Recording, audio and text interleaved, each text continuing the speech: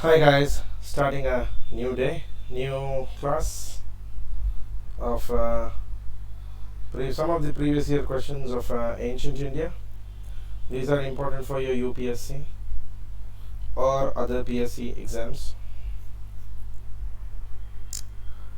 This class will be discussing questions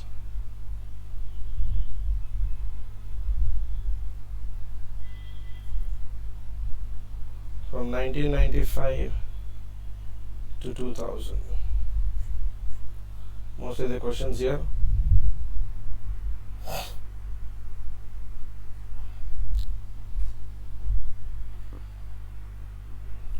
The class will exactly start at 9:30. Currently the time is 9:28. So let us wait for 2 minutes and then we will start.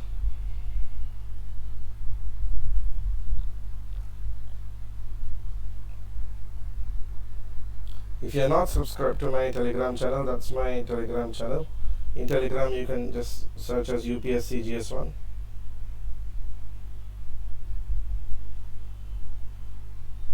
In Telegram you can find that. You can also follow me on Facebook. Every day I put newspapers on my Facebook channel.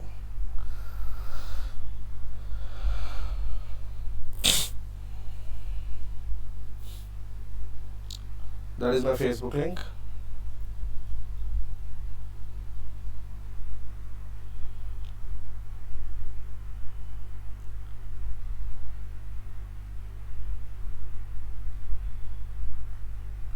Let us see the first question. So that's my Telegram channel. If you haven't subscribed to me yet, you can just log in there. Use that link. Also follow my Facebook page for daily newspapers between morning 7 to 7 to 9. I upload about 25 to 30 articles from 5 different newspapers: The Hindu, Times of India, Live Mint, Indian Express, and any others, Financial Express or any of these. So first question. The term Yavana Priya, mentioned in ancient Sanskrit texts, denotes, there is a question in 1995, a fine variety of Indian muslin, ivory, damsels sent to Greek courts for dance performance.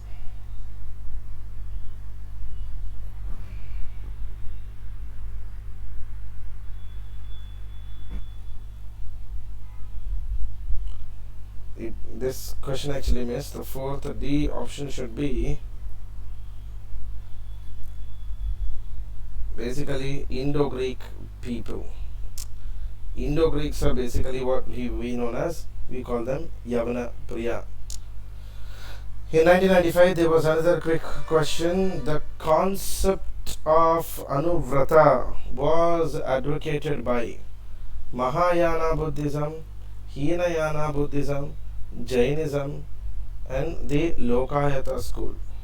Which of the following had anubrata? Please type your answers in the chat box. You have the chat box there with you.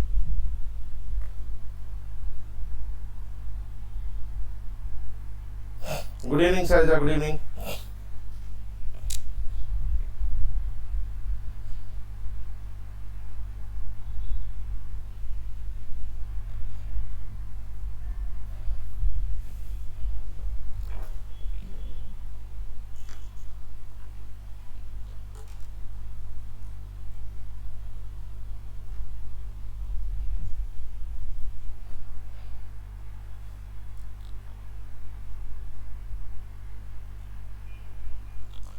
The answer for this is anubrata.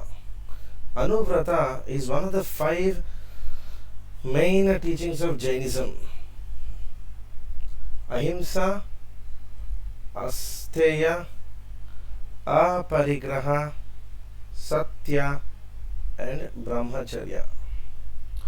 Jainism basically highlights the need of 5 principles.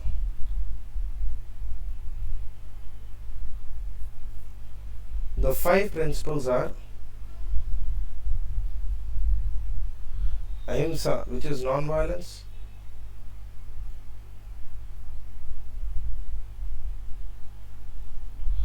asteya, which is not to steal,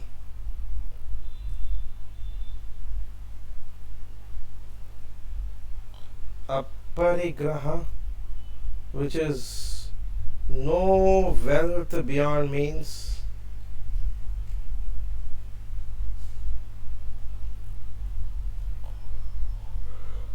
satya means truth,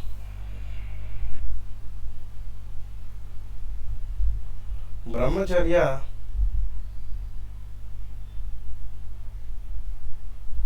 is celibacy. Remember that these 4 were given by Parshavanatha, the 23rd Guru, whereas celibacy was as a principle of Jainism was given by Mahavira, the 24th Guru. So the answer for this question is anubrata. This question anubrata has been there for quite few times. So it had been coming quite a few times. According to ancient Indian cosmogenic ideas, the sequential order of the cycle of 4 icons or yugas is Dwapara, Krita, Tretaya or Kali. Krita, Dwapara, Treta and Kali. Krita, Treta, Dwapara and Kali. Treta, Dwapara, Kali and Krita. Answer the following. Type your answer in the chat box. I'm seeing the chat box.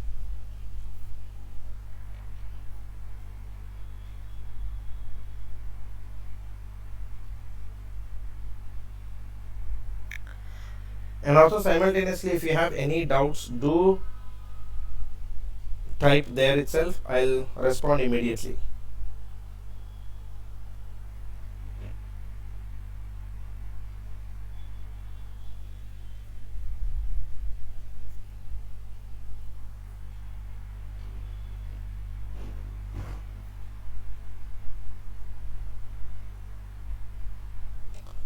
Answer. So what are the 4 yugas?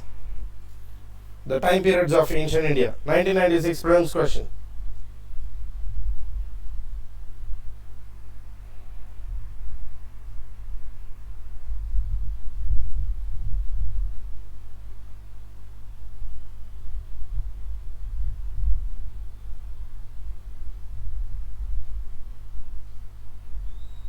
No idea?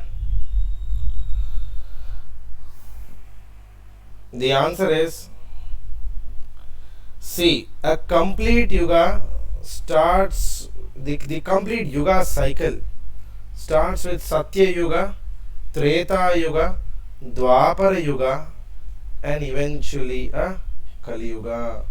The answer is C.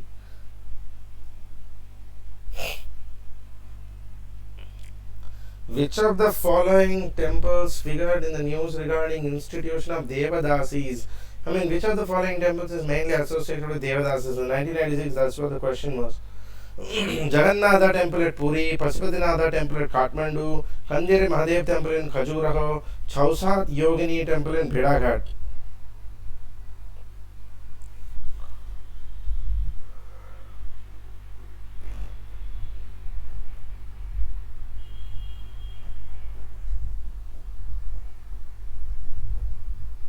Hi Ravi, answer.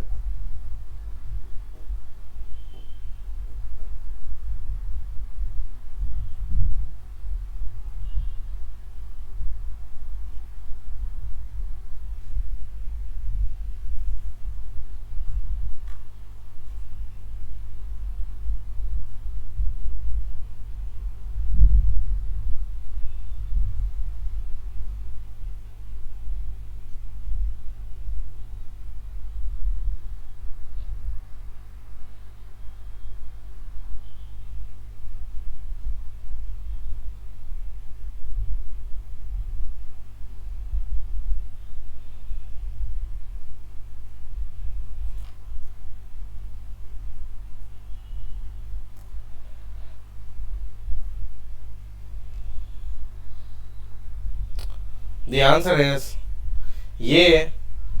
Jagannatha temple. Remember, Jagannatha temple is also very well known for actually practicing and encouraging the concept of Devadasis. One of the last Devadasis came from Jagannatha temple only. One of the last Devadasis actually came from Jagannatha temple only. Devadasi is basically a tradition where a girl was completely dedicated for the temple. Generally, in the Daiva type of marriage, generally what they do in later Vedic period, I actually talked about 8 types of marriages, which is the Daiva type of temple. They actually have this practice. Okay. Yes, Manoj. Yes. The answer is yeah. Yeah, guys. They were considered the general wives of Lord Jagannatha. The river most mentioned in Vedic literature is in 1996.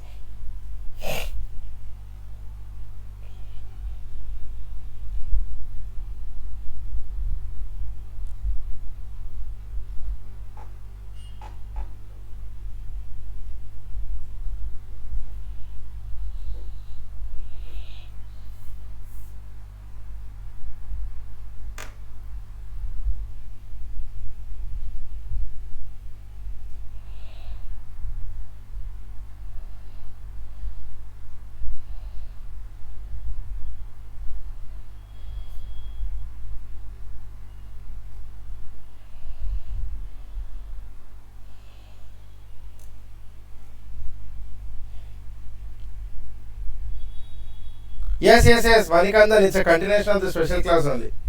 I'm doing a continuation because I was not able to get the slot there. I'm just doing it here.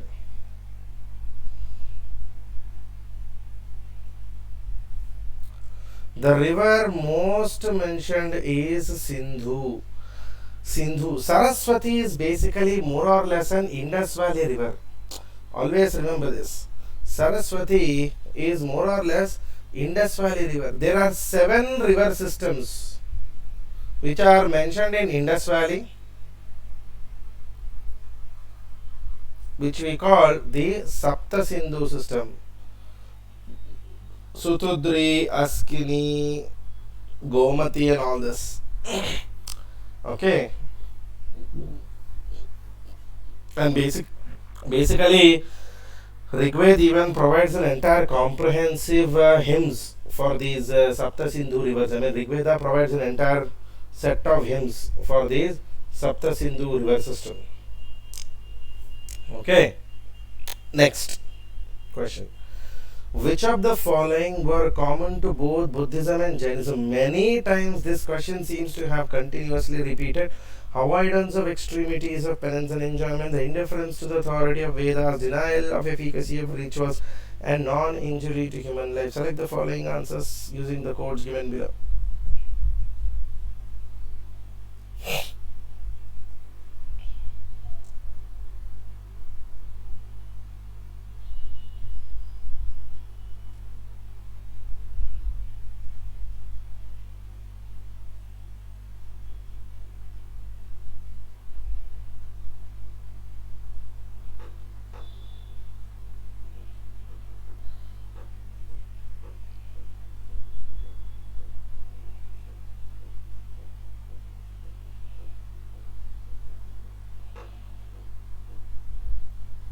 Yes. B.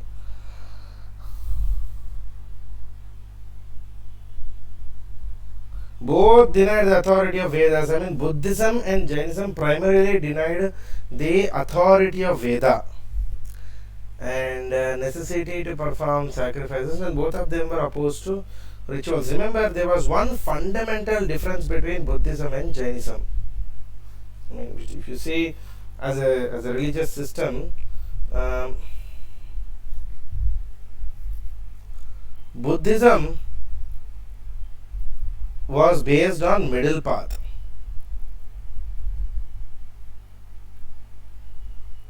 whereas Jainism at the same time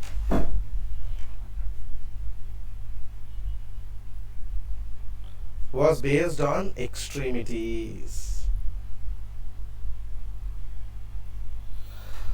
Always remember that while Buddhism is something which follows the middle path, Jainism is something which kind of requires you to go through extreme. It is, yes. Yes, Narendra, I'll be starting. Let us, because this prelim season, so we just started the MCQ series. Because tomorrow the ancient India MCQ series will finish off. Then we will see medieval and modern. Then we will also go through the answer writing sessions of history. I'll be discussing question answer, question answer. Okay. The entire Jainism is something which is based on extremities of the religion.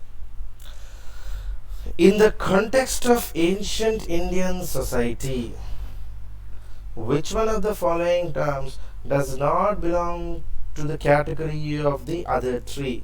1996 question. Kula, Vamsa, Kosa, Gotra.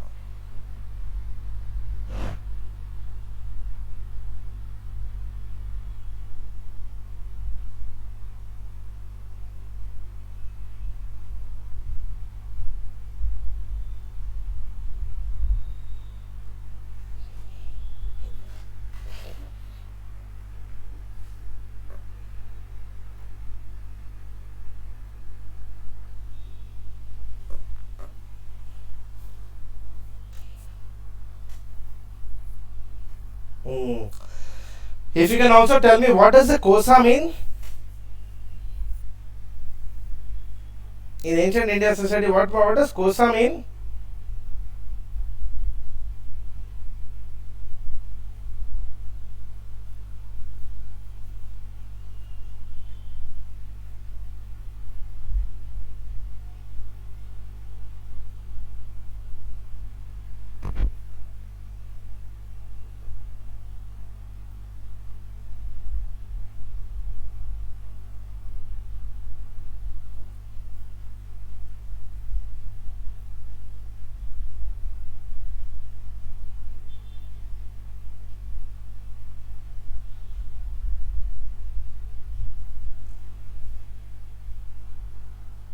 Yes. Kosa is basically treasury. The other three terms are related to family. See, Gotra means cowshed. Many times in my ancient India class, I have told about this. Numerous number of times I have told this. Kosa basically means treasury. Vamsa is something like lineage. Kula is family. Okay. So Kosa basically means treasury. It's an administrative unit. Just like Sabha, Samiti, Vidhata, Gana, Senapati, Spasa, which means spy, like that. Okay. Who among the following is known for his work on medicine during the Gupta period? In 1996, this was the question. Saumilna, Sududraka, Shaunaka, Sushruta. No, Manikandan. Gotra is basically cowshed in Vedic. Yeah, Gotram or Gotra is the same, but this basically means your family cow pen or cowshed.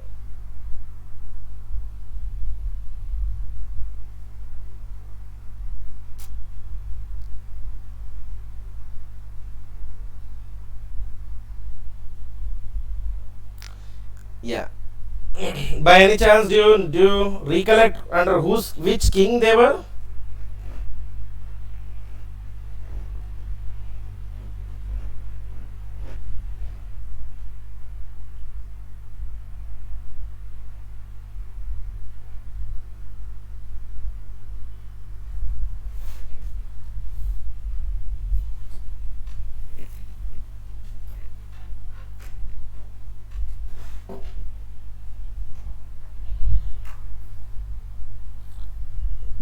The ancient book on medicine was Shushruta, who wrote the book Shushruta Samhita. Shushruta may have most probably been in the court of Chandragupta Maurya II, not Chandragupta Maurya, sorry, Chandragupta II.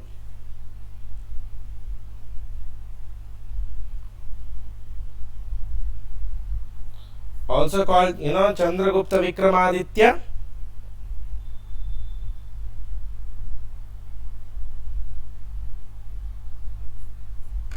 Yeah, he was actually in the court of Chandragupta Vikramaditya. Shushruta wrote the book Shushruta Samhita. His colleague, also belonging to, you can say something like the medical set, is Charaka. Charaka wrote the famous book Charaka Samhita. Charaka Samhita is the book of medicine. Sushruta Samhita is primarily a book of surgery. Charaka Samhita is something like a book of, yes. Yes, we see them continue in that period. They continued. They are associated with both the Gupta and late Gupta period. The early Gupta period. Which one of the following sculptures were invariably used green schist as the medium? Which of these sculptures used green schist?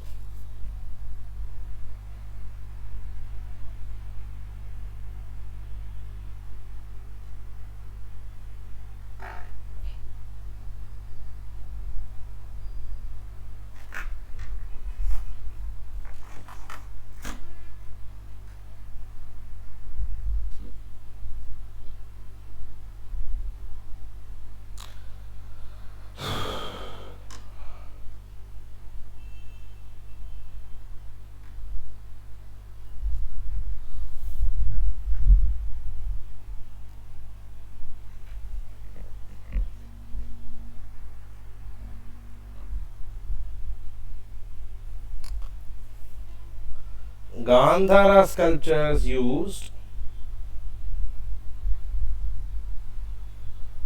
blush grey sandstone,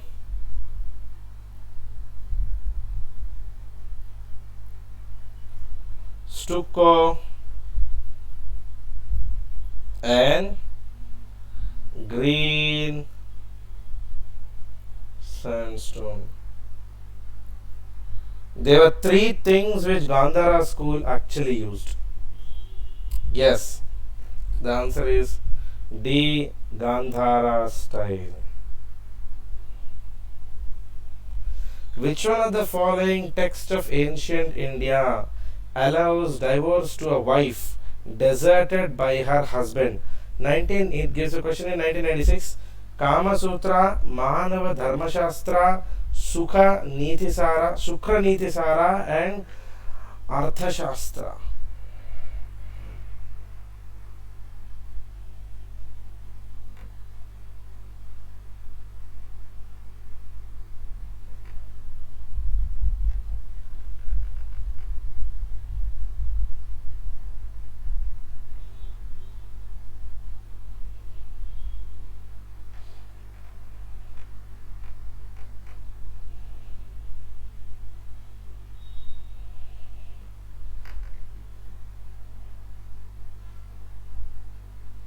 Answer, guys.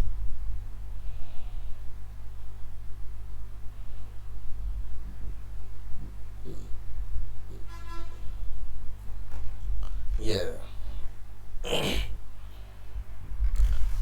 It is basically Arthashastra.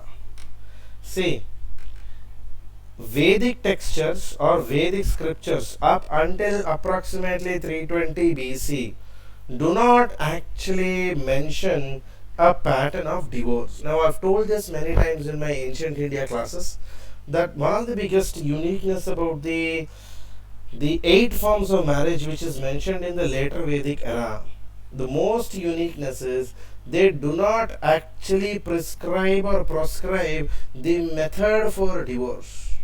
They don't actually talk about divorce. So a marriage is mentioned. I mean, we have Anuloma, Pratiloma. Then we have the other 4 types: Brahma Vivaha, Daiva Vivaha, Arsa Vivaha, Prajapati Vivaha. Then we also have Gandharva Vivaha, Asura Vivaha, Rakshasa Vivaha, and Paisacha Vivaha, which are the 4 which are not permitted. We have so much of matrix in the later Vedic period for the marriages, but there is no method which is prescribed or given clarity about the methodology for divorce. Only Ardhashastra is the book which actually says if the husband leaves the wife. Yes, Neha, Ardhashastra totally has 15 books in it. It is primarily about statecraft. It also gives duties of members of the state. Members of the state includes husband, right? People. It also gives details of the requirements or duties of people in the society. So it talks a lot about lot of things. Okay. Yes. Ardhashastra does talk about marriage. Yes. Not the 8 forms of marriage, but what are the responsibilities of society or responsibilities of marriage? Let us see the next question. Which one of the following statements regarding Ashokan stone pillars is incorrect? This was a 1997 question. These are highly polished. These are monolithic sculptures. The shafts of pillars is tapering in shape. These are parts of architectural structures.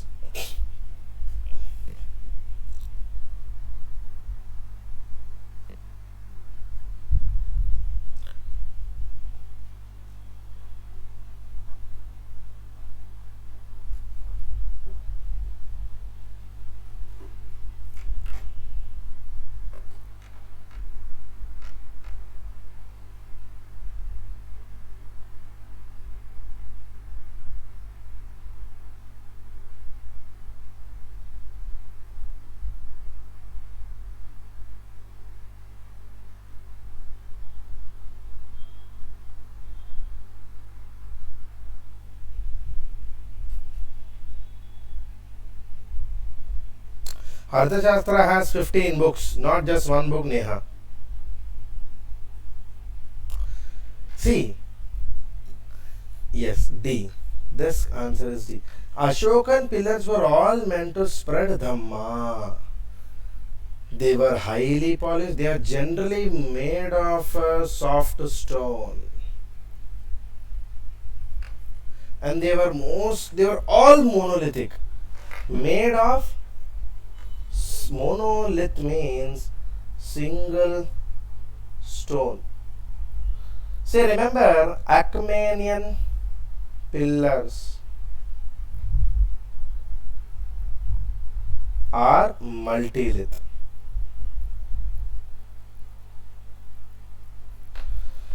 Achaemenid or Achaemenian pillars are multilithic pillars. The Ashokan pillars are monolithic pillars.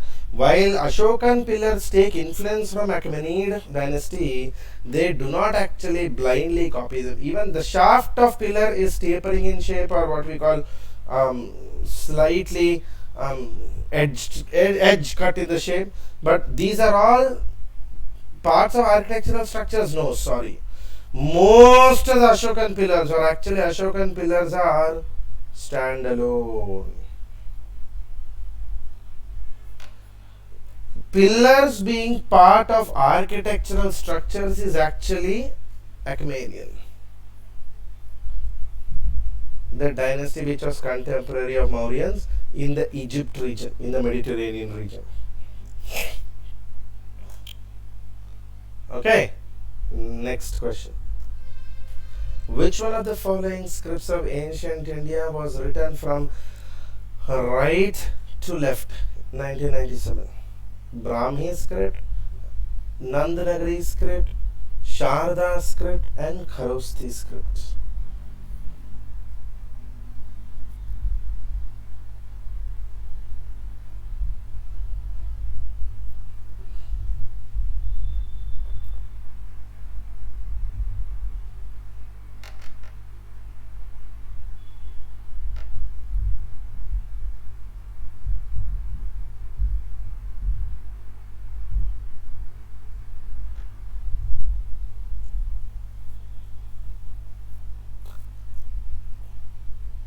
Right to left, Kharosti script. Yes, Monica, yes, you're right. Right to left is Kharosti script. Remember, Kharosti script was actually deciphered by James Princeps. This itself can be asked by UPSC. See, everybody knows James Princeps was the first to decipher Brahmi script, but you should also, that is textbook. Now, this is something you need to know also, that James Princeps simultaneously also he also deciphered the Kharosti script using bilingual coins of Indo-Greek period. I mean, eventually that is what helped him to learn a lot about Ashokan pillars. And most of the Ashokan pillars in the northwest of his kingdom, which is the current day, you can say the Baluchistan section, were actually based on Kharosti script. The famous dialogue between Nachiketa and Yama is mentioned in, it's a 1997 question, Chandogya Upanishad, Mundaka Upanishad, Kanto Upanishad, and Keno Upanishad. Yes, Ravi, yes. Ashokan inscriptions were deciphered by James Princeps.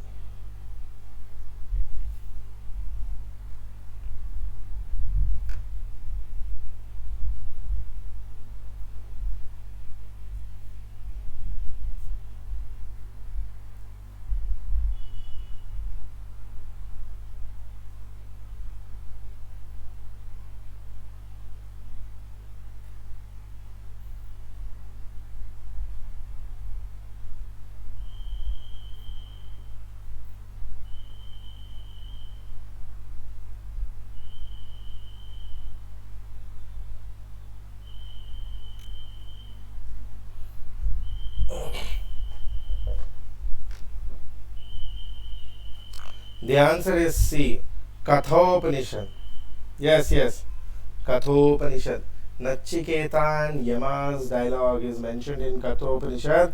Makhanlal NCRT book has this. Makhanlal NCRT, which is the old NCRT book. Okay.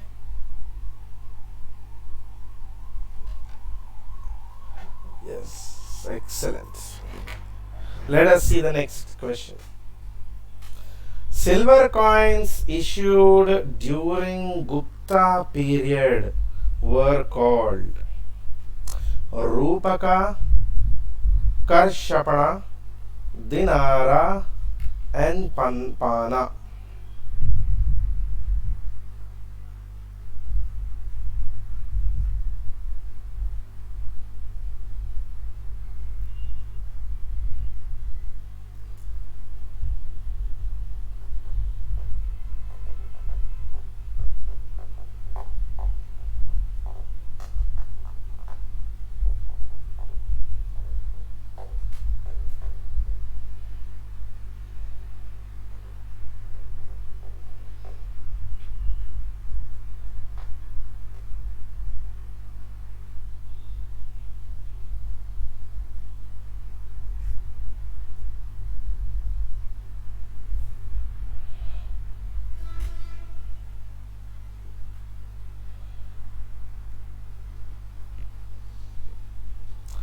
Yes. Rupaka. Rupaka were silver coins.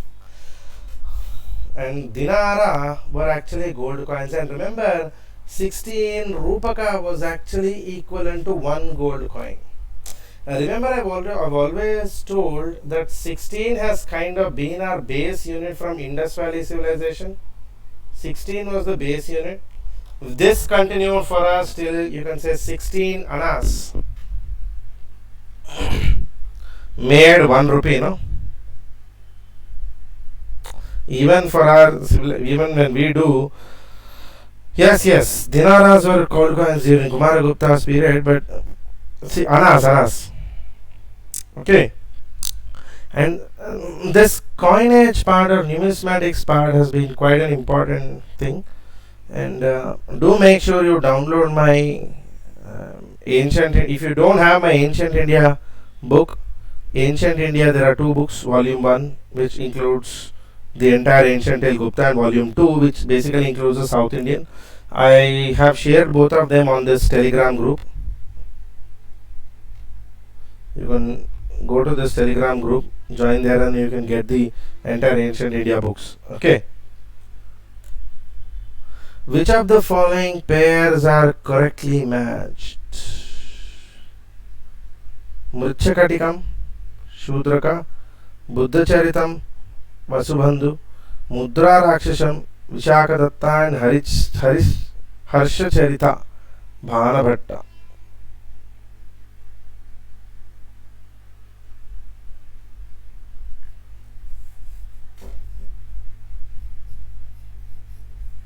Sorry, it's actually incorrectly matched. Not correct, incorrectly.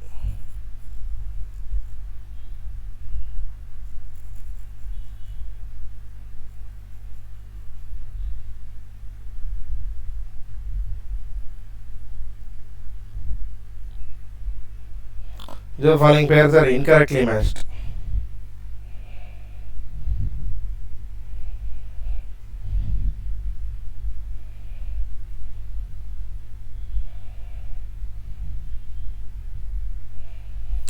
By the way, who wrote Buddha Charitam?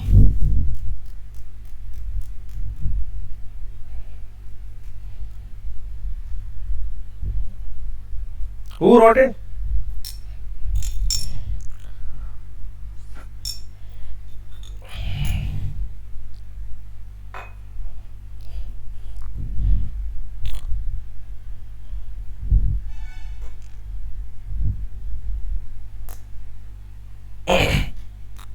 Who wrote?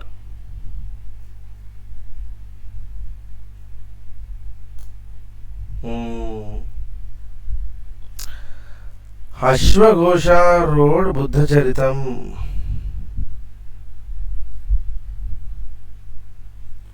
He was in the court of CG2. Chandragupta 2. Vikramaditya?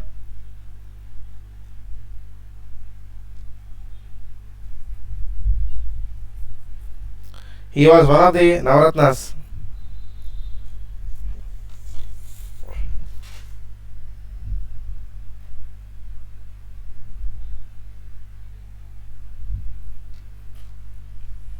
Okay, the next question.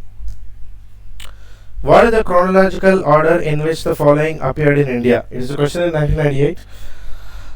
Gold coins, punch-marked silver coins, iron plough, and urban cultures. Select the correct answers. 3, 4, 1, 2, 3, 4, 2, 1, 4, 3, 1, 2, 4, 3, 2, 1. Raviteja, don't say Maurya. Chandragupta.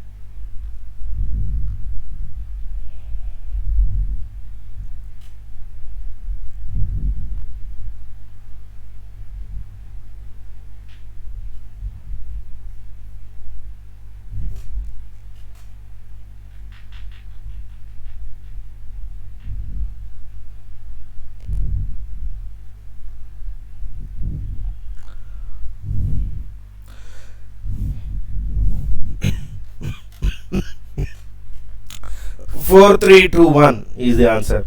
I'll tell which I'll tell which cultures. Urban culture, Indus Valley is the first urbanization of India.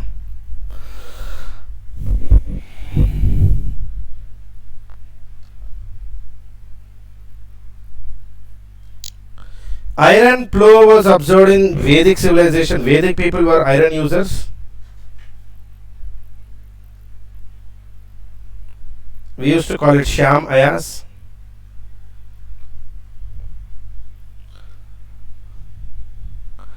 Punch-marked silver coins were observed in the Janapada period.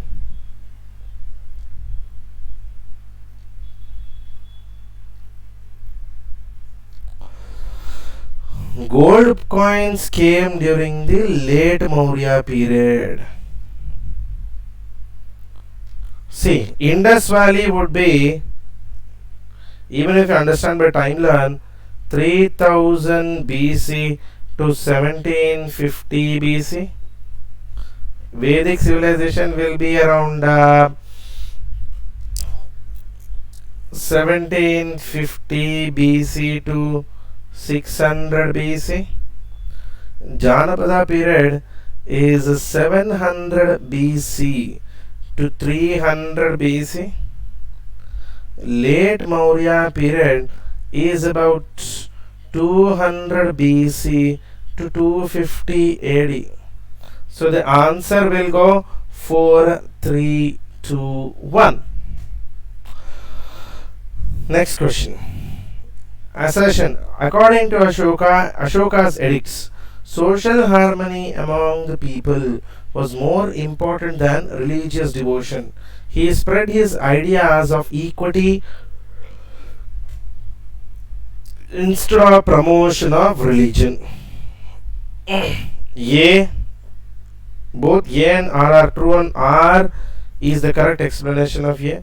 Both A and R are true, but R is not the correct explanation of A. A is true, but R is false. A is false, but R is true.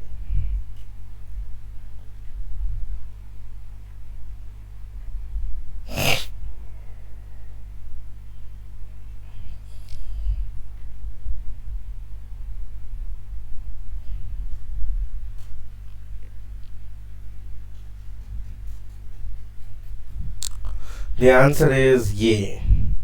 Ashoka's edicts do put specific stress on social harmony among the people, and instead of promoting religion, Ashoka actually promoted social equity. We call it Dhamma. See, Ashoka actually propagated what is called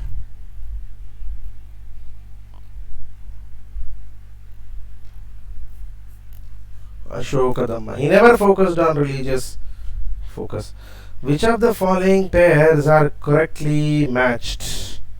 Lothal, ancient dockyard; Sarnath, first sermon of Buddha; Rajgir, lion capital of Ashoka; and Nalanda, the great seat of Buddhist learning.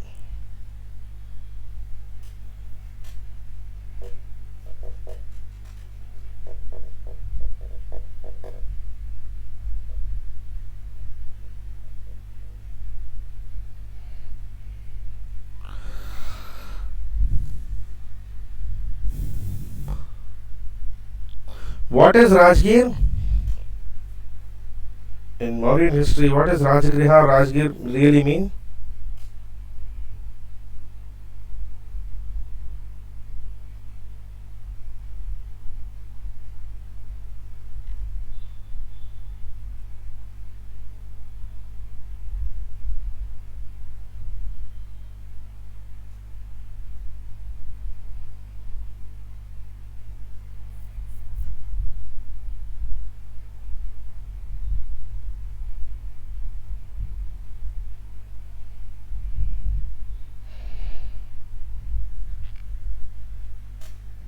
Yes, Rajagriha was actually the capital of Magadha, and lion capital of Ashoka was actually found in Sarnath, not in Rajagriha.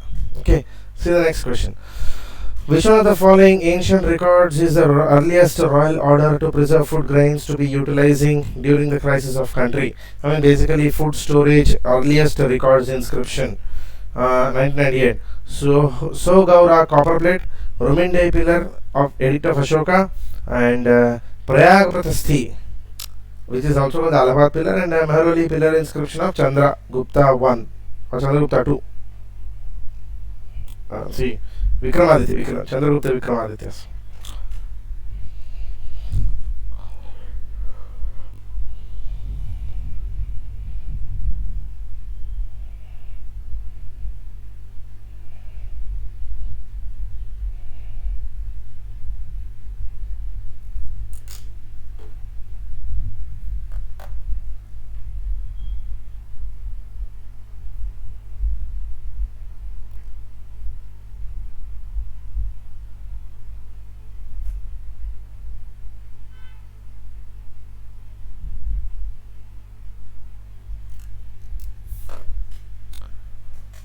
Sohagura copper plate inscription of Mauryas is a record basically of the famine relief efforts.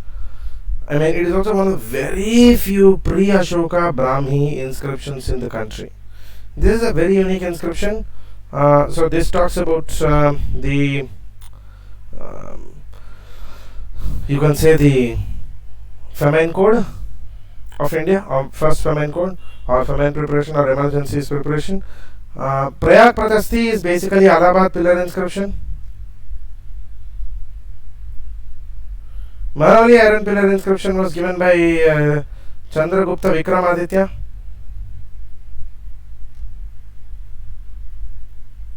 Ruminde pillar inscription was mostly given by, actually, it talks about Mauryan administration.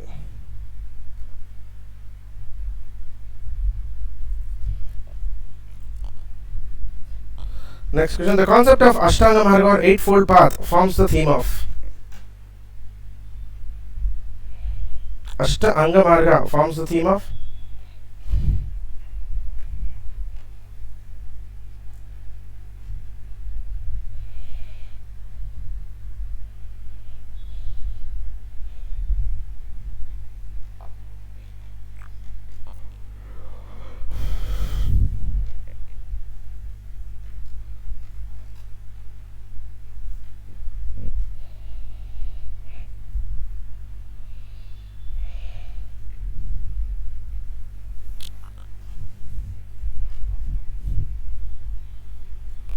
Yes. Dharma Chakra Parivartana Sutta.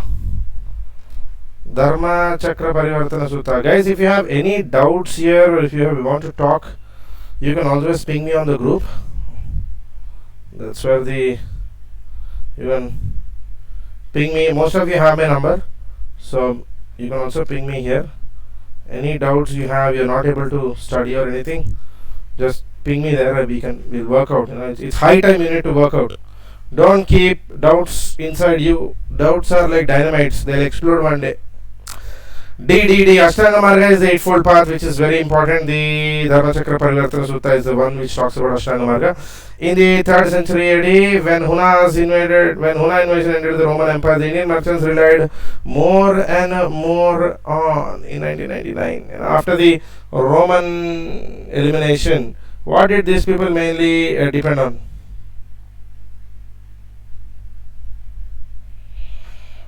What did Indians actually mainly depend on for trade, or whom?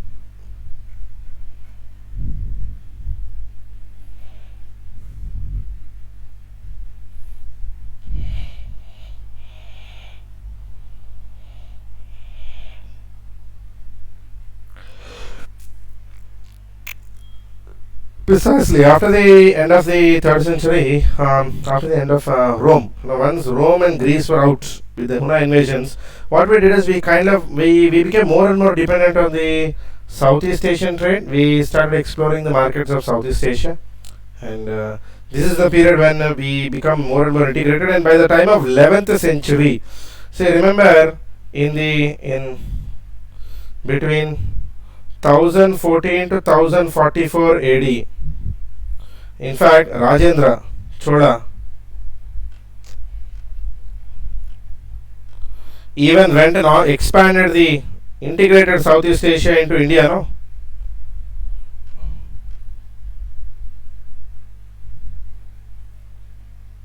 When he took Chola Mandalam and even renamed Brahmaputra, the Bay of Bengal, as Chola Samudram. Okay, the following persons came to India at one time or other: Famine, Eat Sing, Megasthenes, Huansang.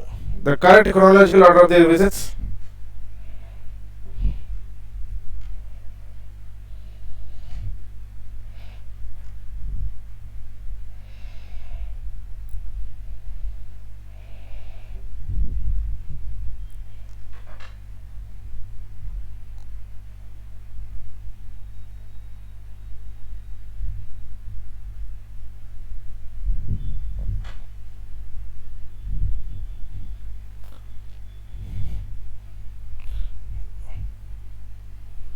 This was a 1999 question.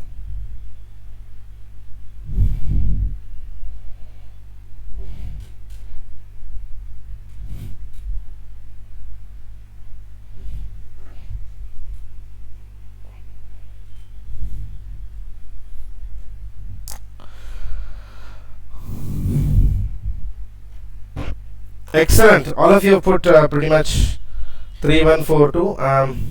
See, Megasthenes period is somewhere about 321 BC, approximately.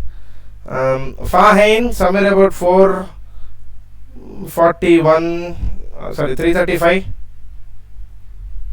to 380, somewhere around that period.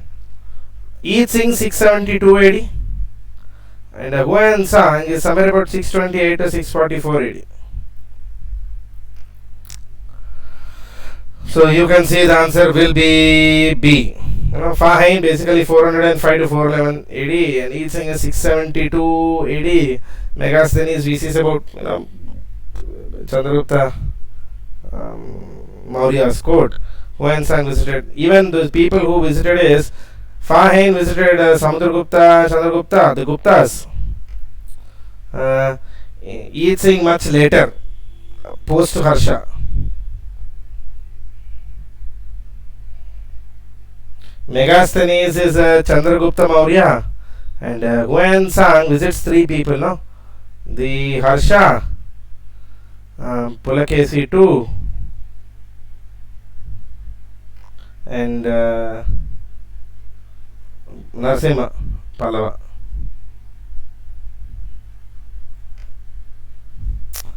Okay, which one of the following was most powerful city-state in India in the 6th century BC in 1999? It's a very easy question. Just a couple of minutes, guys, we're done.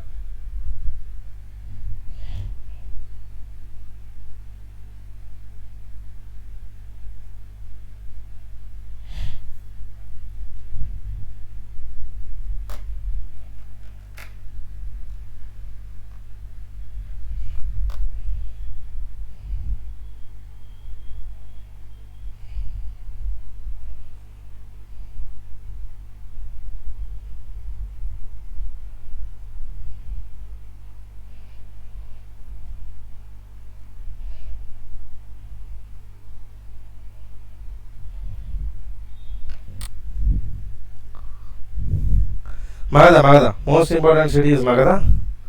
Out of the Sodesha Mahajanpadas, no? 16 Mahajanpadas. The most important was Magadha, and the Bimbisara was actually the king who actually made Magadha the most popular kingdom in around the 6th century BC. Last question: the Indo-Last kingdom set up in the north Afghanistan in the beginning of 2nd century BC in 1999 was. See, this is actually a unique question because you will be hearing this word for the first time.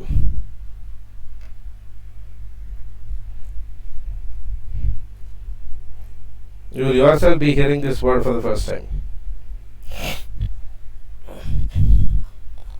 The answer for this question is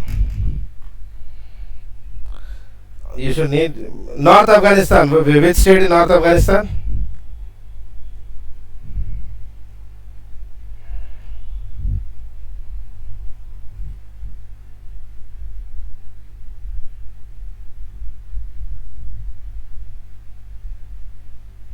Hmm.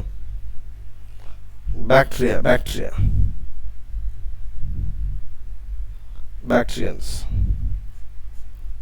Okay, batteries. That's it in this session, guys. Thank you for your time. That's the questions for the day. We have completed till 1999. Tomorrow we'll finish off 2000 to 2018, and then from day after tomorrow we will see medieval India questions. Meanwhile, anything you need, any history topic or any current affairs topic that you need, you can ping me on my group. I will see you in the next class. Good night. You have a nice day.